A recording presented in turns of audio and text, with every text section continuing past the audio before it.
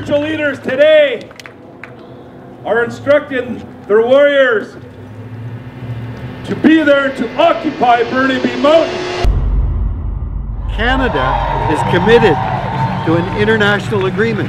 And all I'm here to say is, all right, Prime Minister, you signed on our behalf, live up to it. And that means no pipelines, no fracking, no tar sands, no shipping in the oceans. We got to get on with sunshine and wind. What's sacred, and this is sacred.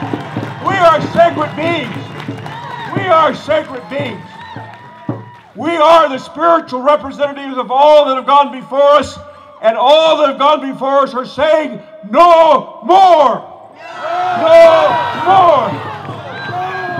Would we bulldoze their churches? Would we bulldoze their graveyards? No! And so why is it okay for them to come into our homelands and bull down the very sacred places where we pray and have prayed for thousands and thousands and thousands of years? My name's Claire. I'm a settler from Treaty 6 territory in Edmonton, Alberta.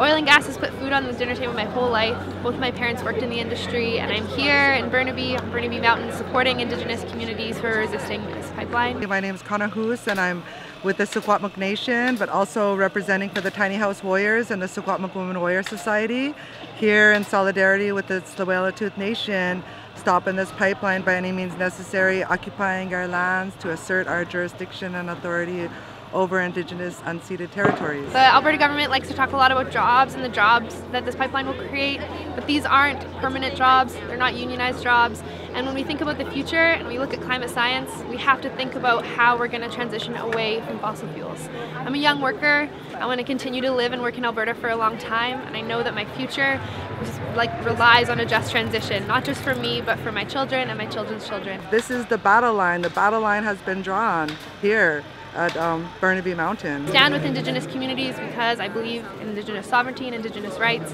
and I think that all Albertans should really think about what we need for our future, and the future doesn't look like fossil fuels, it looks like just transition. So yeah, solidarity with British Columbians.